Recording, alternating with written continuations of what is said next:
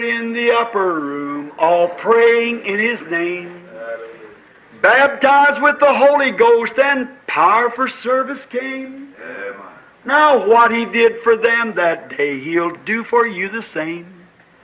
I'm so glad that I can say I'm one of them. I'm one of them.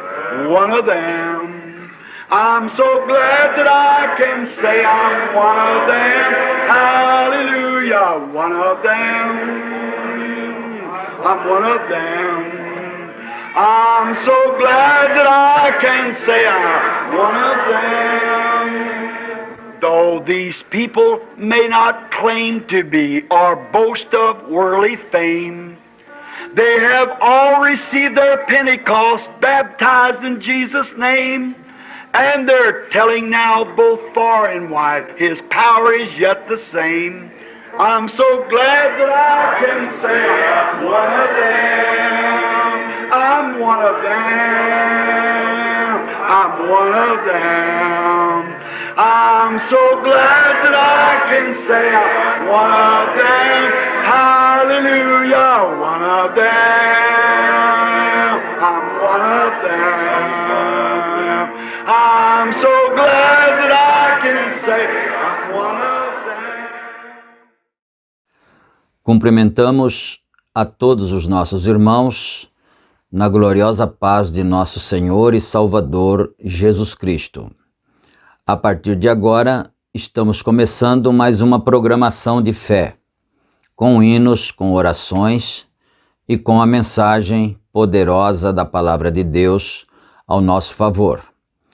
E dando início então, em mais este culto, nós vamos ter uma palavra de oração, falando com o Senhor nosso Deus, pedindo a bênção, a graça e a misericórdia do Senhor em favor de cada um de nós, pedindo também a direção para esse culto, a inspiração e que tudo quanto fizermos seja para a glória do santo nome do Senhor.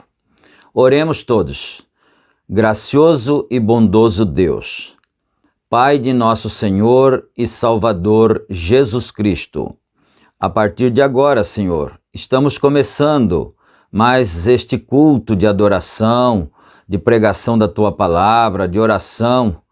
Ó Pai amado, agradecemos ao Senhor pela vida, pelo privilégio, por podermos estar vivos e com saúde e com desejo também na alma de trabalhar para o Senhor, de falar da Tua Palavra, de ser uma testemunha do Senhor aqui na terra, neste tempo em que nós vivemos, ó Pai.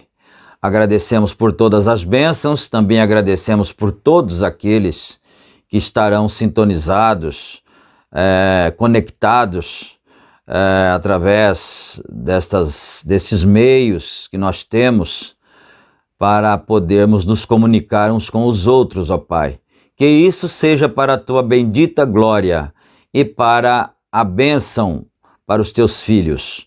No nome do Senhor Jesus Cristo, pedimos tudo isto e agradecemos, agora e para sempre. Amém, amém, Senhor Jesus. Amém. Graças a Deus, meus queridos irmãos, a escritura que vamos ler nesta noite é 2 Pedro, capítulo 1, versículo 19. 2 Pedro 1, verso 19 e também o 20, não é? E nós teremos a parte de louvores, depois dos louvores teremos a oração da fé em favor uns dos outros, e depois da oração da fé, teremos então a leitura da mensagem, permitindo o Senhor, dando continuidade no estudo da mensagem que nós já temos começado, que é o Deus que é rico em misericórdia. Vamos agora cantar para a glória de Deus, adorando o Senhor na beleza de sua santidade. Cantemos todos.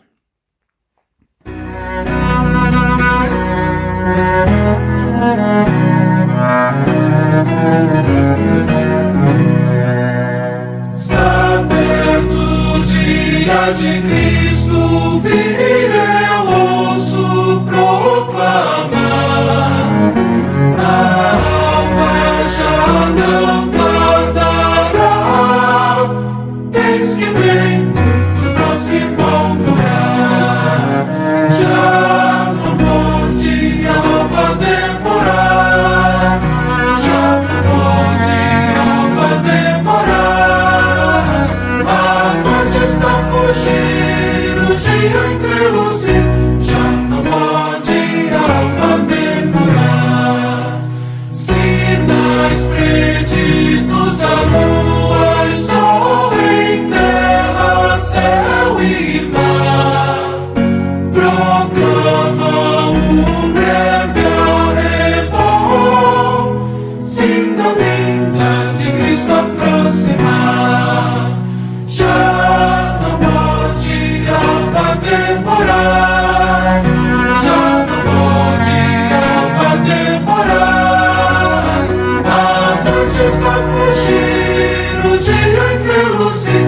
Já não pode a alva demorar. É vinda a hora de despertar, deixando o noturno vir, fazendo sempre a luz brilhar, conduzindo os perdidos ao redil. Já não pode a alva demorar.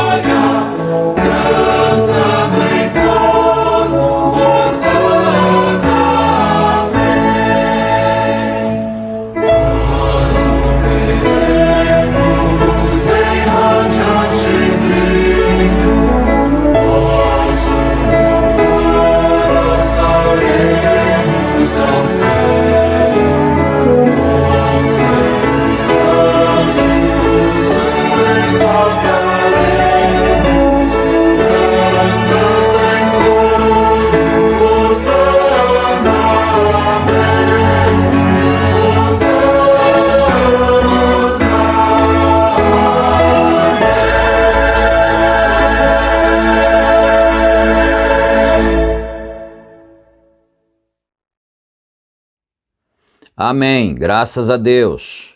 Deus aceite a adoração do seu povo, dos teus filhos, não é?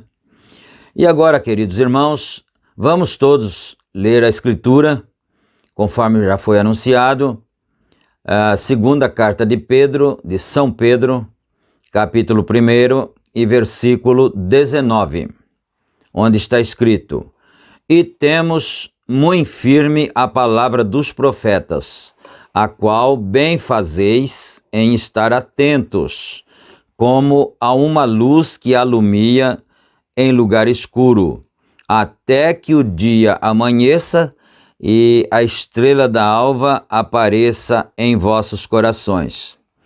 Sabendo primeiramente isto, que nenhuma profecia da Escritura é de particular interpretação, porque a profecia nunca foi produzida por vontade de homem algum, mas os homens santos de Deus falaram inspirados pelo Espírito Santo.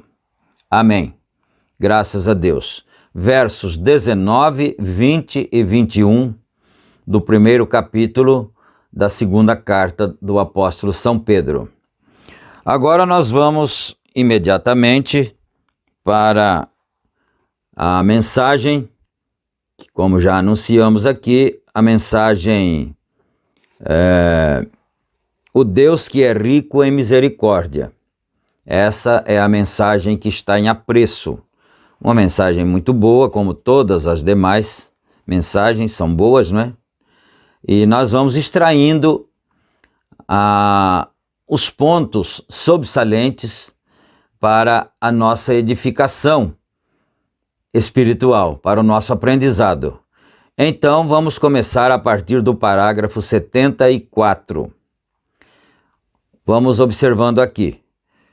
E quando qualquer crente vem a Deus, ele se torna atributo de Deus em sua palavra. Ele é usado para manifestar a palavra que foi prometida para aquele dia.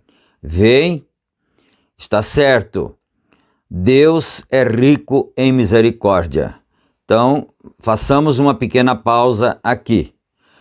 Quando você vem a Deus, quando qualquer pessoa vem a Deus, aquilo é o cumprimento da palavra que foi falada antes da fundação do mundo. Foi dito aquela palavra e aquela atitude sua de aceitar o Evangelho, crer na mensagem de Deus e vir a Deus é o cumprimento daquela palavra que havia sido dito lá anteriormente, não é? Agora, jamais tem nos deixado sem uma testemunha. Ele é rico em misericórdia. Nós concluímos agora que Deus foi tão misericordioso para com Moisés, ali naquele Mar Morto, ou melhor, no Mar Vermelho, ali. Então, quando ele disse aqui em Êxodo, capítulo 19, versículo 4, ele disse: Como vos levei sobre asas de águias e vos trouxe a mim. Havia um outro homem no meio daquele mar, ali também, tratando de personificar. Mas, e então? Ele os carregou sobre asas de águia. Agora, Deus sempre comparou seus profetas como águias. E que era isto? Moisés era seu mensageiro. E eles estavam seguindo a Moisés. e aquelas eram as asas das águias, sobre as quais eles estavam sendo levados, porque ele estava levando a mensagem de Deus. E o povo seguiu isto. Eles estavam seguindo a Deus, enquanto seguiam Moisés com sua mensagem de libertação. E a Bíblia que não creram, libertação. E a Bíblia que não creram, pois Deus foi rico em misericórdia. Eu estou olhando se não tinha sido feito errada a leitura, mas está certo, é assim mesmo, né? Pois Deus que é rico em misericórdia para com eles, porque eles estavam seguindo seus mandamentos. Deus quer que sigamos seus mandamentos. Nós poderíamos dizer o mesmo sobre Coré e sobre Datã e sua gangue de pessoas incrédulas. Enquanto eles tentavam personificar, eles tentavam infligir alguma coisa no programa de Deus. Eles não gostavam do programa de um homem. Eles não gostavam disto. Eles tinham que ter algo para fazer. Coré disse: ora, existe homem mais santo do que você, Moisés. Você age como se você fosse a única praia sobre ou o único seixo sobre a praia, melhor dizendo. E disse: você não pode fazer isso, e há mais homens aqui. E Moisés sabia que ele ia levar aqueles filhos até a terra prometida, pois a promessa lhe foi dada e ele devia conduzi-los à terra prometida. E logo o Espírito Santo está aqui para vindicar a palavra de Deus. E qual é a asa da águia sobre a qual nós devemos andar? Não alguma teologia feita pelo homem, porém, nós seremos levados sobre as asas da águia para a terra prometida. Parágrafo 79 agora. E hoje, o Espírito Santo está aqui para vindicar a palavra de Deus, e que é a asa da águia sobre a qual nós devemos andar. Não alguma teologia feita pelo homem, porém, nós seremos levados sobre as asas da águia para a terra prometida. E aqui, eles iam apanhar uma porção de galinhas ali. Coré pensou: você sabe, para vir ao redor e personificar isto, a águia. E quando eles fizeram, Deus disse: separem deles. E ele destruiu o mundo, e ele teria destruído a coisa toda a criação, mas Deus foi rico em misericórdia para aqueles que estavam tentando seguir sua palavra. Sempre Deus é rico em misericórdia. Muitos deles vieram para o lado com Moisés, e Deus abriu a terra e destruiu os incrédulos. Os incrédulos sempre perecerão. Aqueles que não creram, ainda que viessem e andassem por um tempo, mas Jesus disse: eles estão cada um mortos, e morte é aniquilação. Eles estão mortos, apenas pense neles. Eles vieram, viram os milagres de Deus, viram a grande mão de Deus, apreciaram o maná, E saíram dali e ouviram a um homem de nome Balaão, que perverteu o caminho de Deus pelo seu ensinamento contrário à palavra. Nós somos todos irmãos, então vamos todos nos ajuntar. Você que já tem lido a Bíblia, que tem familiaridade com a Bíblia, sabe do que o profeta está dizendo, não é? Quando Balaque convidou Balaão para vir e receber uma grande soma em dinheiro para amaldiçoar o povo de Israel. E aí, quando ele tentava fazer isso, quando ele tentava ir, o Senhor não permitia. Então ele colocou uma jumenta para falar com Balaão ali no estreito, onde era difícil passar, não é? É sobre isso que ele está falando aqui. E um outro sistema, é um outro sistema Balaão surgindo hoje. Olha o que o profeta de Deus está dizendo. Hoje tem um outro sistema Balaão surgindo. Então vamos olhar aqui. Olha, vamos todos ajuntar. Isso não funcionará. Vamos andar com a águia Jeová. Águia, vocês são águiazinhas. Então eu preciso pausar aqui para continuar o assunto de Balaão. Quando Balaão queria ir atender Balaque, por causa que a Bíblia disse que ele amou o prêmio da injustiça, ele pensou no dinheiro, na quantidade, no montante de dinheiro que o rei Balaque lhe daria. Ele ficaria rico, ele poderia construir igreja, já que era um sistema paralelo, não é? Ele está dizendo, o profeta aqui, que agora, no nosso dia, está se levantando um outro sistema Balaão. Então, o que aconteceu? Ele queria ir, mas o Senhor disse para ele não ir. Mas ele teimou, ele foi teimoso, ele queria ir, então o Senhor disse, então você vá e diga só as palavras que eu te mandar. Então, quando ele chegou lá para amaldiçoar, para profetizar a maldição contra o povo de Israel, ele não conseguia fazer isso.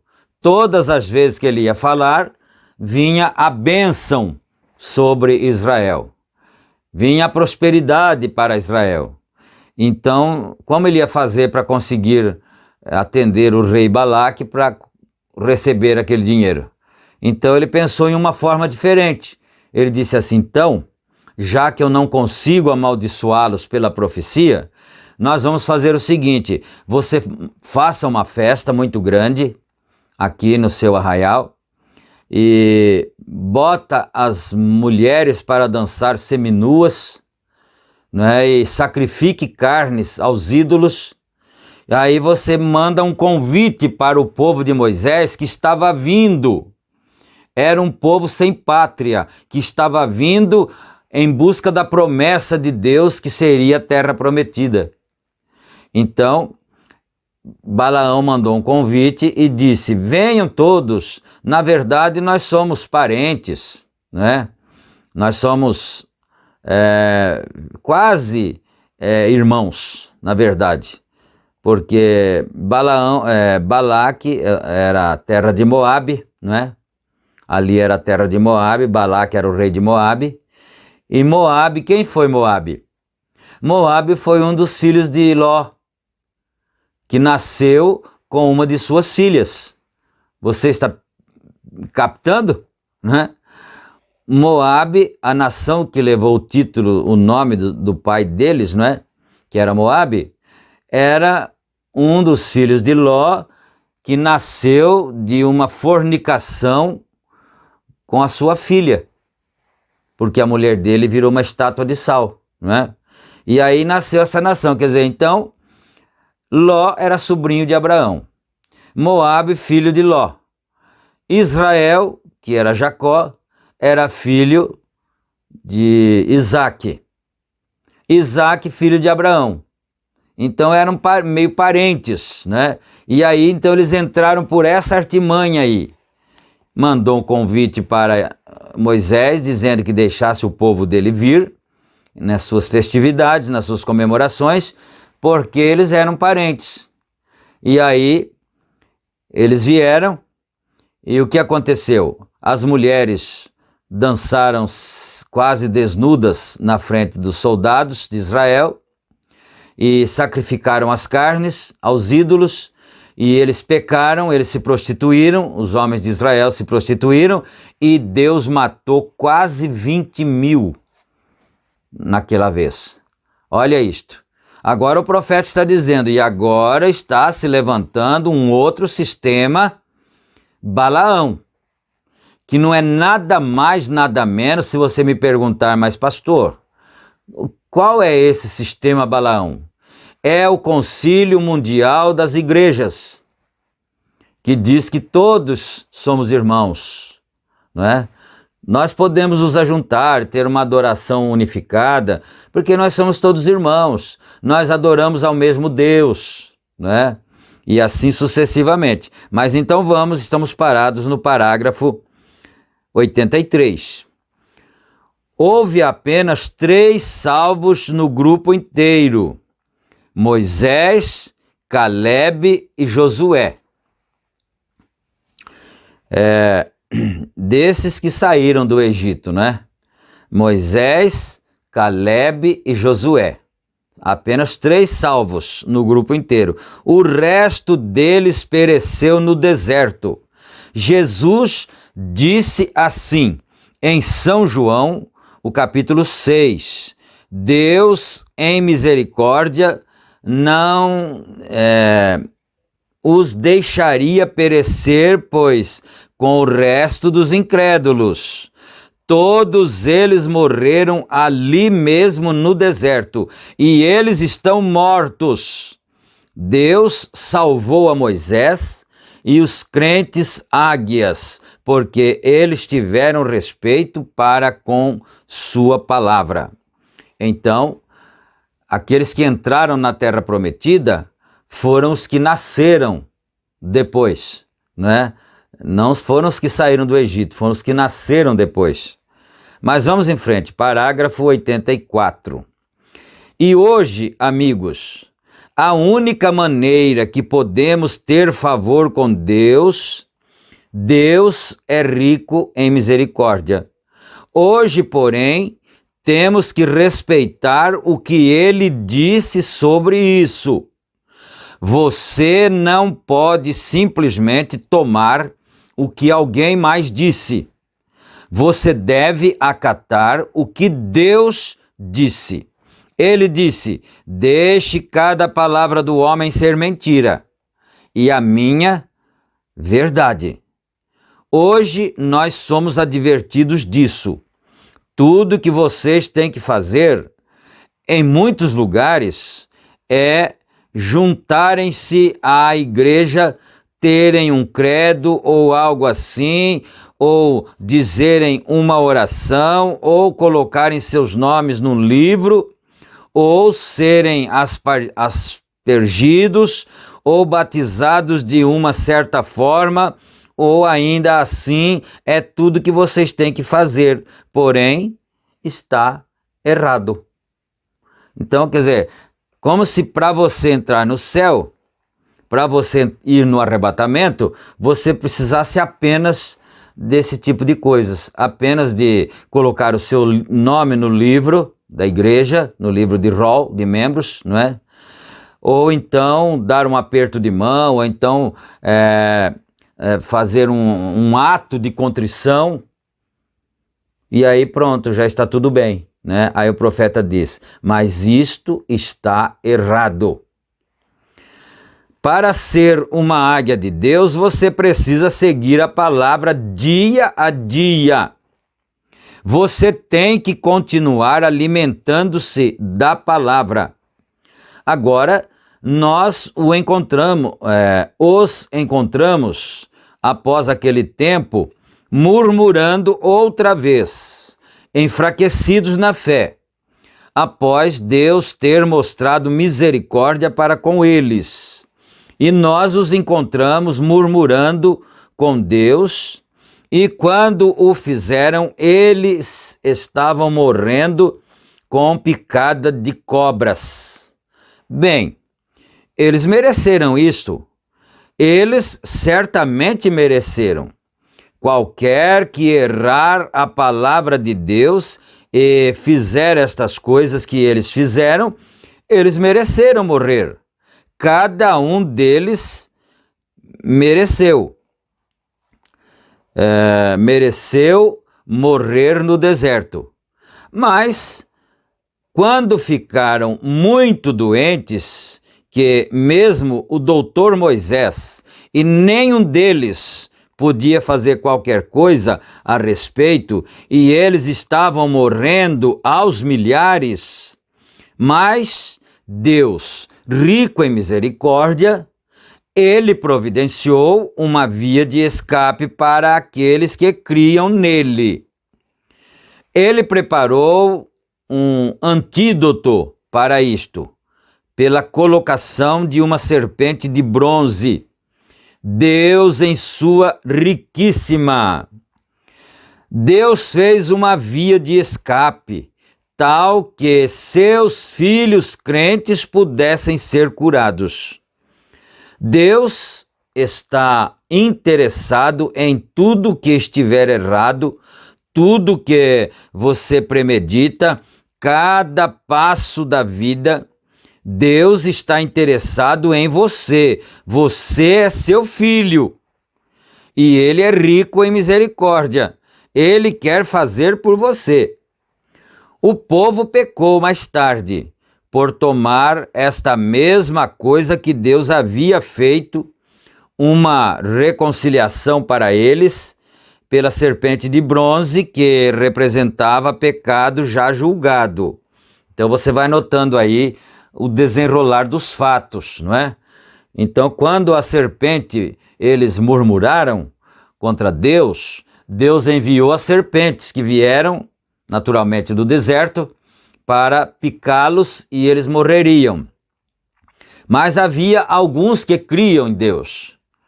Então Deus ordenou que se levantasse uma serpente de bronze numa haste, e aconteceria que todo aquele que tivesse sido picado e olhasse para aquela serpente de bronze, seria curado da picadura ou da picada da cobra, da serpente, não é? E aquilo representava o Senhor Jesus Cristo quando seria levantado no madeiro. Ele mesmo disse isso, Senhor Jesus Cristo.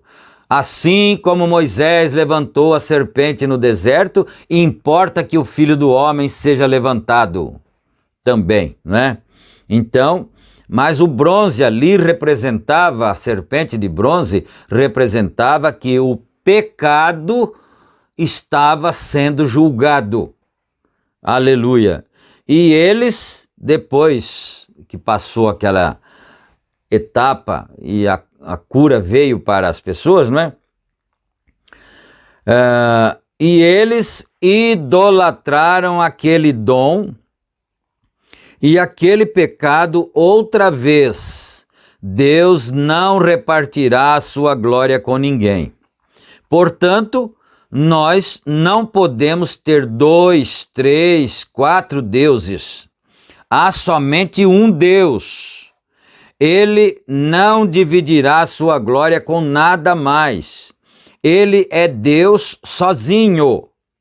Vejam, assim como os pagãos têm muitos deuses, nós temos um único Deus e ele não irá dividir a sua glória com outro, nem deixará qualquer coisa ser ídolo em sua frente.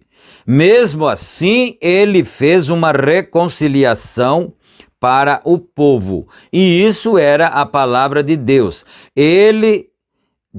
Ela estava correta, porém, quando eles ficaram idolatrando aquilo, então acharam-se em dificuldades. Então, olha só, Deus, o título da mensagem, o Deus que é rico em misericórdia. E São Paulo disse, mas Deus que é riquíssimo no superlativo, riquíssimo em misericórdia. Sempre está dando uma via de escape, sempre está querendo salvar, sempre está oferecendo uma via de escape para o ser humano, não é? Então eles, depois que aconteceu deles serem curados, aí eles começaram a idolatrar, começaram a adorar a serpente de bronze. E infelizmente o ser humano tem sempre essa tendência. Você pode notar isso. É só um homem se destacar um pouco com dons, com algum ministério assim sobressalente, pronto, é o suficiente para o povo começar a idolatrar esse homem. É sempre assim, sempre foi assim. Então olha só, agora, é exatamente a mesma coisa. Eu acho que isso acontece com as eras de nossa igreja. Deus nos enviou a mensagem de Martinho Lutero com a sua mensagem, João Wesley com a sua mensagem pentecostal, mas o que fizeram com ela? A mesma coisa que eles fizeram com aquela serpente de bronze. Nós a idolatramos. Eu pertenço a isso, eu pertenço àquilo. Vejam vocês pertencem a alguma coisa sem a sinceridade que é conectada com o genuíno culto religioso da palavra. Então o que acontece? Aí começa-se a idolatrar a denominação, a igreja, né? Então eu sou isso, sou aquilo e assim por diante. O que aconteceu? A Bíblia nos foi dito na Bíblia que o profeta tomou aquele ídolo e o destruiu. Aleluia! O que necessitamos em cena hoje é um profeta que irá destruir o ídolo de denominações. Agora, o ídolo para os chamados evangélicos não é uma estátua, né? Mas é uma denominação. As pessoas, infelizmente, a maioria dos evangélicos agora idolatram a denominação, não é? Eles pisam na palavra, desfazem da palavra para poderem ficar ao lado da denominação, que é nada mais, nada menos que um ídolo agora, para eles, né? Olha isso, que coisa terrível é essa. Destruir o ídolo de denominações que acha que eles vão para cima no céu pertencendo a algum credo ou a uma denominação. Precisa ser destruído e queimado, lançado longe. Deus é cheio de misericórdia. Ele é rico em misericórdia. No dia quando teríamos estado naquele caos de escuridão ali, mas Deus, rico em misericórdia, tem nos enviado o real e genuíno Espírito Santo com sua própria interpretação para isso, bem aqui no prédio, toda noite. Deus rico em misericórdia. Quão maravilhoso nós o descobrimos ser assim, Senhor. Nós o descobrimos ser. É uma exclamação aqui, né? Agora, depois da exclamação, tem sim, Senhor. Aleluia. Agora, todos eles pensavam que eles podiam fazer era apenas ir a essa cobra ou essa pequena coisa que Deus tinha feito ali, Moisés tinha feito, e levantando num poste, e eles podiam ser curados sem qualquer sinceridade. Eles simplesmente paravam e olhavam para aquilo. e eles passaram a adorá-la. E Deus enviou um profeta avante e a destruiu. Agora, todos os que recusaram olhar para aquela serpente no deserto, eles pereceram. Agora, Deus fez um caminho, porém, se você se recusar a olhar para eles, se você for se assentar do outro lado da rua, se você for se firmar em algum credo e recusar a olhar diretamente para a palavra e ver se ela está correta ou não, todos os que recusaram a olhar, eles pereceram. E Deus é um Deus que jamais muda. E todos os que recusaram a olhar, pereceram. Assim é hoje a mesma coisa. Aleluia. Às vezes você não está tão familiarizado, não é, com as nossas pregações da mensagem, mas o que é isto que ele está dizendo aqui, não é? Na verdade, a Bíblia promete que nos últimos dias, antes do arrebatamento, o Senhor Deus enviaria a mensagem do profeta Elias para converter o coração dos filhos aos pais.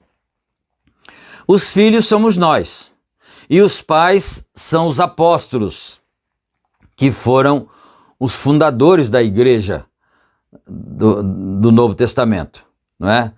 Mas o Senhor Deus disse que nos últimos tempos viria um profeta para converter o coração dos filhos de Deus deste tempo para a fé apostólica.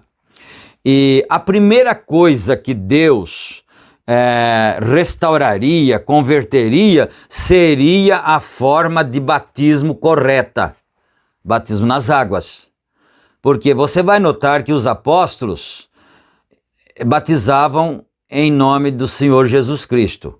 Atos 2:38, Atos 8, né, quando Filipe batizou em Samaria, Atos 10, ali com Cornélio, Atos 19, todos os batismos que nós temos informações no livro de Atos foram em nome do Senhor Jesus Cristo, né? Agora, o incrédulo diz assim, mas eu prefiro ficar com Jesus e não com os apóstolos, e não com Pedro. Mas não era só com Pedro. Se ele não quiser ficar com Pedro, ele não pode ficar com Paulo também.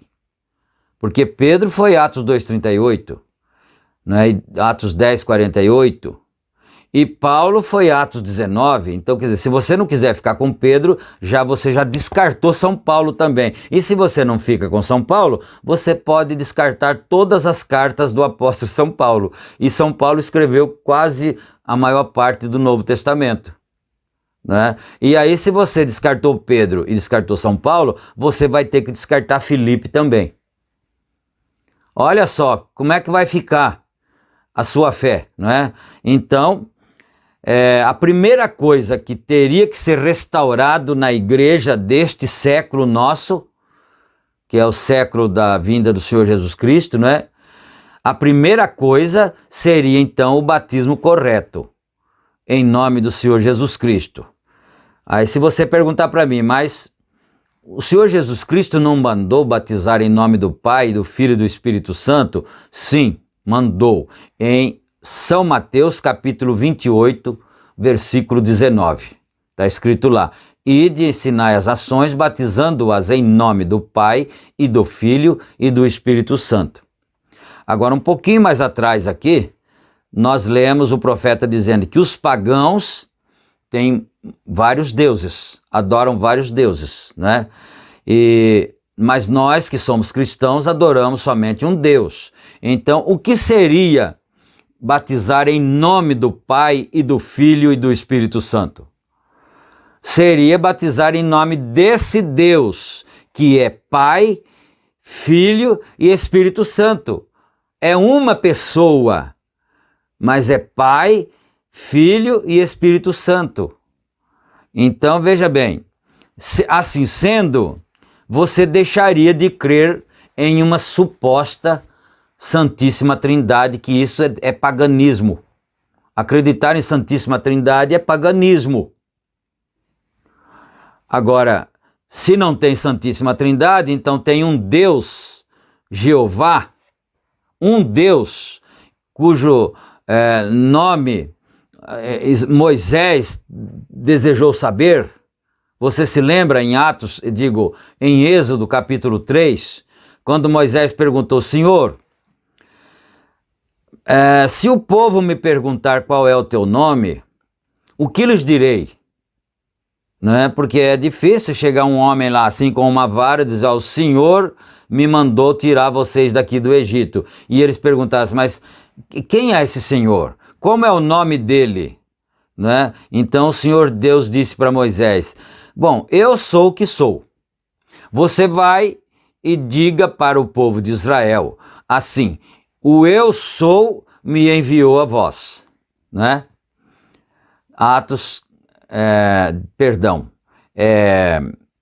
Êxodo 3,14. É isso. Agora, quando o Senhor Jesus Cristo nasceu, não é? Veio aqui no seu ministério, o anjo, quando anunciou o nome, o nascimento do Senhor Jesus Cristo, e ele deu o seu nome, o que é que ele disse? Ele se chamará Jesus. Né? Ele se chamará Jesus, porque ele salvará o seu povo dos seus pecados. E se você é um estudante bíblico que gosta de examinar, você procura nos dicionários qualquer coisa, você vai procurar o que significa a palavra Jesus. Jesus vem do grego, né? E a palavra Josué vem do hebraico. E aí você vai descobrir ali então no seu dicionário que Jesus é o mesmo que Josué. Só que Josué vem do grego, Josué vem do hebraico e Jesus vem do grego. Então, aí você começa a desenrolar o novelo. Porque em São João capítulo 8, os judeus estavam discutindo com o Senhor Jesus Cristo, né? E querendo matá-lo e tal, e eles disseram que eram filhos de Abraão. O Senhor Jesus Cristo disse assim: se vocês fossem realmente filhos de Abraão, vocês não quereriam me matar, porque Abraão nunca fez isso, Abraão não quis matar ninguém. Abraão viu o meu dia e exultou nele. Aí eles disseram assim: mas você não tem nem 50 anos, e como é que você conheceu Abraão? Né? Você que é leitor da Bíblia, você já sabe a resposta, é claro. Mas se você não sabe, escuta então. Você não tem nem 50 anos e como conhecestes Abraão? O que é que o Senhor Jesus Cristo respondeu? Não se esqueça de Êxodo 3,14. Antes que Abraão fosse, respondeu Jesus a eles, antes que Abraão fosse, eu sou. Agora você se lembrou de Êxodo 3,14, não foi? Quando vai e diga aos filhos de Israel que o eu sou me enviou a vós. Ora, só se você estivesse completamente cego para não descobrir isso, para não entender isso, que Jesus era o eu sou do Velho Testamento. E o próprio nome Jesus quer dizer Jeová Salvador. Misericórdia. Meus irmãos, é hora de despertar para isso. Então, isso daí foi uma revelação, uma restauração que viria no tempo do fim, para tirar os filhos de Deus das mentiras religiosas, para tirar os filhos de Deus das artimanhas diabólicas que enganam as pessoas com mentiras. Aleluia! E você sabe disso, cada pastor é responsável pelo que prega. E ele responderá diante do juízo de Deus pelo que prega. Nós temos consciência disso. Aleluia. Mas vamos para frente aqui, não é? É o parágrafo 96 agora. Então o povo pecou mais tarde, e como eles sempre fizeram um ídolo fora dele, fazendo-o tentando conseguir uma cura sem sinceridade, e eles pertenciam a alguma coisa. Foram o que fazemos. Eu acho que aqui foi uma digitação errada, forma, não é? E da forma que fazemos hoje. E agora nós vemos então a diferença disto. Era aquele Deus. Isso foi um bom pacto e um bom sinal para aquele tempo. Naquele tempo estava correto, mas era apenas para aquele tempo, para aquela jornada. Isso é tudo para que operaria aquela jornada. E a mensagem de Martinho Lutero trouxe de justificação. Estava correta para a era de Lutero. Isto é tanto quanto ela tenha durado. A santificação estava na era de João Wesley, ou seja, de Wesley, tanto quanto ela tenha durado. Então, nós viemos para a era pentecostal. Então, você que estuda seminário, não é? Você vai estudando a história e você vai vendo. Quando começaram as reformas, se levantou Martinho Lutero e deu um grito de liberdade ali e sacou aquela geração das garras da Igreja Católica Romana, não é? E aí começou uma nova era, uma geração de crentes novos, renovados. Mas o tempo foi passando, eles foram se denominando de novo, porque a tendência do ser humano é se denominar, é idolatrar aquilo que Deus usou. Porque lá no deserto foi assim. Deus usou a serpente de bronze e depois eles queriam ficar adorando em volta dela ali, em volta daquele sistema. Aí idolatrou-se o sistema luterano, aí Deus mandou João Wesley com a seguinte mensagem, que era a mensagem de santificação. Aí o povo saiu então do sistema anterior e se converteu outra vez para a santificação. Mas passado o tempo, o povo realmente volta no sistema antigo outra vez, como sempre foi assim. Aí denominou o sistema wesleyano e agora era então uma idolatria outra vez. É isso. Aí depois viemos nós, os pentecostais, né? E saímos todos do luteranismo, do wesleyanismo, né? E viemos para o Pentecostes. Só que passaram-se 100 anos, né? E o profeta de Deus disse uma coisa muito importante. Ele disse assim, a igreja pentecostal, sem citar nomes, né? A igreja pentecostal, ou seja, a igreja mãe, né, de Apocalipse 17, que ela se autodenomina como mãe, não é? E realmente ela é mãe. Apocalipse 17, lá, né? Então a igreja mãe se autodenomina como mãe. Mas o profeta disse, ela demorou 2000 anos para estar como está hoje. Agora, ele disse, a igreja pentecostal não demorará mais que 100 anos para estar do mesmo jeito que a mãe está agora. E você vê, passaram-se 100 anos, estamos todos iguais. Agora, voltamos todos moer na mesma masmorra novamente. de denominações, de idolatrias e pecados e falta de sinceridade. Essa é a condição agora, novamente. Mas Deus, que é riquíssimo em misericórdia, vou fazer uso das palavras do profeta, não é?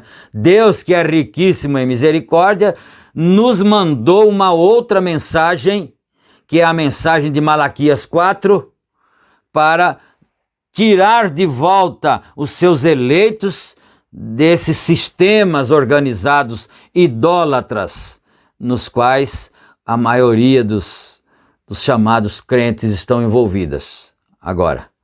Então vamos aqui para o parágrafo 100 agora. Então nós viemos para a era pentecostal e a restauração dos dons é uma coisa muito boa. Isso foi ótimo na era, porém nós estamos além daquilo agora. Deixa eu olhar a hora aqui, senão eu me perco. Não, tá bom a hora aqui. Nós estamos além daquilo agora. Nós estamos além disso. Tão certo como o mundo existe, nós temos nos tornado além desta coisa. Porque nós temos feito a mesma coisa com isto, como eles fizeram antes. Fizeram um ídolo dele. Eu pertenço àquela ordem daquilo. Deus enviará alguém que destruirá a coisa e rasgará em pedaços e confirmará a sua palavra, a palavra completa. Porém, louvado seja Deus. Agora nós vemos que está certo. Deus rico em sua misericórdia. Aleluia. Glória a Deus. Então, quando o profeta destruiu isso, deixou-os sem qualquer sinal de cura, de uma reconciliação, porque o ídolo deles foi destruído. Mas Deus, rico em misericórdia, fez para eles um outro. E o que o fez fazer aquilo? Ele gritava, ele agitava a Ele agitava a água do poço, do templo, e muitos vieram e foram curados. Então você vai ver que Deus nunca deixou o povo sem uma via de escape. Lá atrás ele disse que ele nunca deixou o povo sem uma testemunha, que na verdade Deus existe e que Deus cuida do seu povo. Então tinha aquele tanque ali de Betesda, não é? Nos dias do Senhor Jesus Cristo, o tanque de Betesda, e uma vez no ano o anjo descia e agitava as águas, e aquele que descesse na água era curado. Era a testemunha da cura divina que Deus estava mantendo na terra, não é? Então, curados por andarem para dentro desta água.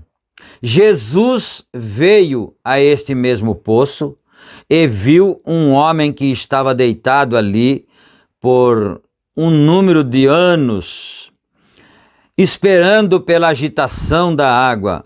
Vejam, Deus rico em misericórdia. No entanto, eles idolatraram aquela coisa, embora o profeta o tivesse rasgado.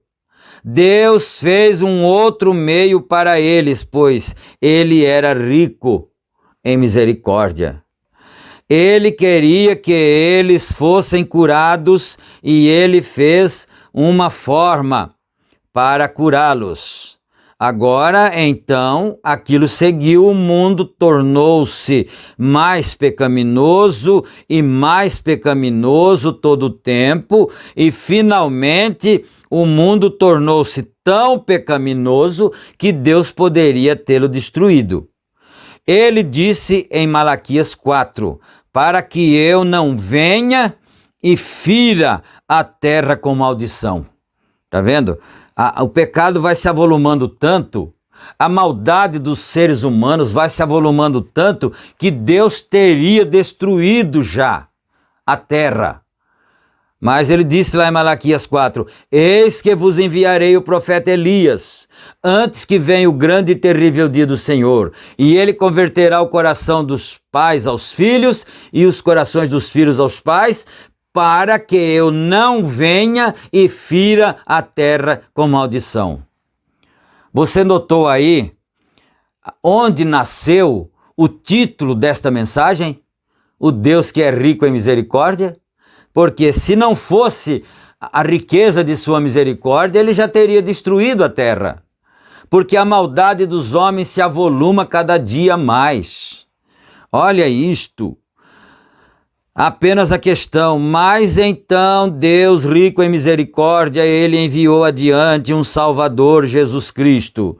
Ele enviou adiante Jesus para ser ambos Salvador e curador, pois ele disse, como Moisés levantou a serpente de bronze no deserto, assim deve ser o Filho do Homem levantado, para o mesmo propósito. Ele, o pacto, é sobre o que nós temos clamado, nada exceto o pacto, o que Jesus Cristo comprou pelo seu sangue e sobre o que nós clamamos.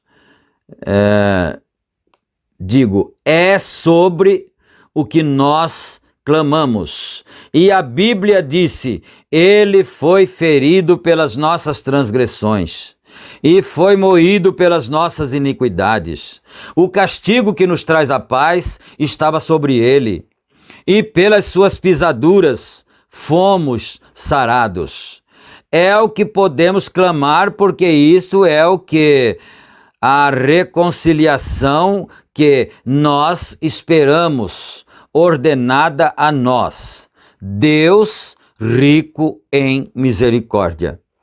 Esse era para ser um pacto eterno, porque ele veio, ele mesmo, em forma de carne pecaminosa, para fazer um pacto eterno, e sofreu na carne, e fez o pacto, e retornou de volta na forma de Espírito Santo para confirmar aquele pacto onde nenhuma serpente de bronze ou nenhuma água agitada pudesse fazê-lo. Tudo isto apontou para aquele perfeito pacto. Deus, rico em sua misericórdia, tem feito isto. Aleluia. Mais um pouquinho aqui. Agora, hoje, sendo que este é o dia em que nós estamos vivendo, nós temos vindo através dessas eras da igreja e explicado tudo longe daquilo. Nossos teólogos do dia têm ao longe perdido aquele lado dele. Eles o explicam tudo ao longe para algum outro dia. Eles querem dizer, isso não é para agora, isso foi para outro tempo, será para outro tempo, ou foi para outro tempo, mas nunca para agora. É isso que ele quer dizer aqui. Os teólogos sempre ou jogam para trás, para o passado, ou jogam para o futuro, não é? Alguma outra era, alguma outra coisa atrás, há muito atrás. E a cura divina foi jogada fora. Dificilmente encontrou alguém que cresce nela. Eles zombaram disso. Não mais do que 20 anos passados, eles estavam caçoando disto. Os pentecostais tinham praticamente se afastado disso. Eles começaram nos primeiros dias, porém se afastaram disso. Olhem como eles fizeram. Agora, eles se tornaram selvagens denominacionais, correndo para fora para fazerem um credo e assim por diante, exceto ao invés de aceitar a luz como luz entrando.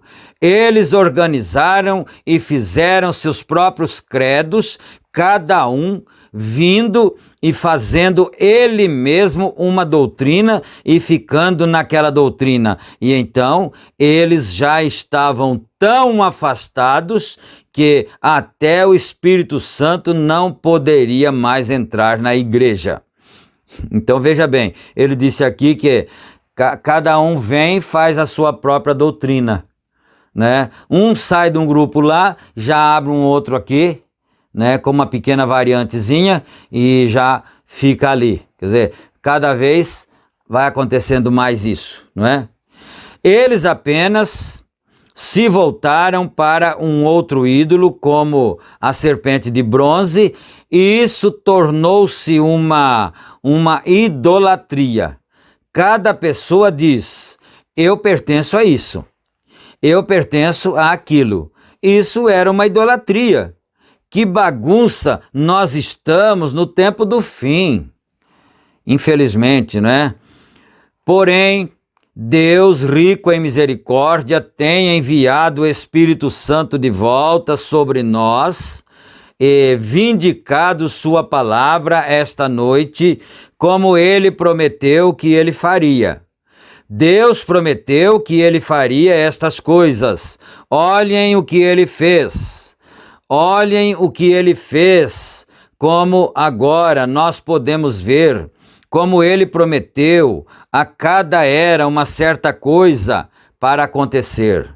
E nós observamos que aconteceu exatamente como ele disse que ele faria, pois ele é rico em sua misericórdia. Para cumprir cada palavra que ele tem prometido, ele tem que fazê-lo e sempre da maneira, sempre de maneira a permanecer Deus. Sempre ele faz isso. Sua palavra sempre se cumpre em sua estação. Sua semente que ele tem semeado na terra, o que ele fez? Ele a colocou aqui na palavra, e que é uma semente. A palavra, né, é uma semente. E todas as vezes que a era chega, aquela semente se desenvolve e então uma reformação surge. Ele prometeu isso e isto faz aquilo. Então, nós vamos parar aqui no parágrafo 109. Se o Senhor Deus permitir, nós prosseguiremos no próximo culto a partir do parágrafo 110, né? E agora nós vamos orar, agradecendo ao Senhor e encerrando este culto. Grande Deus de bondade, agradecemos ao Senhor em nome de Jesus Cristo, ó Pai, porque o Senhor nos concedeu mais este privilégio para estarmos ouvindo a Tua Santa Palavra, lendo a Palavra, alimentando a nossa alma através da Tua Palavra, Senhor. E eu peço agora que o Senhor cele estas bênçãos no coração, na alma dos Teus filhos, guarde a todos debaixo da Tua bênção e debaixo da Tua paz. No nome santo de Jesus Cristo nós pedimos. Amém. Amém. Graças a Deus. Meus amados irmãos, então não se esqueçam de clicar no joia ali, no sinal de joia, né, que é gostei, e também não se esqueçam de se inscrever no canal, né, e se quiser também ativar o sininho, então quando nós publicamos o vídeo, você é notificado, não é?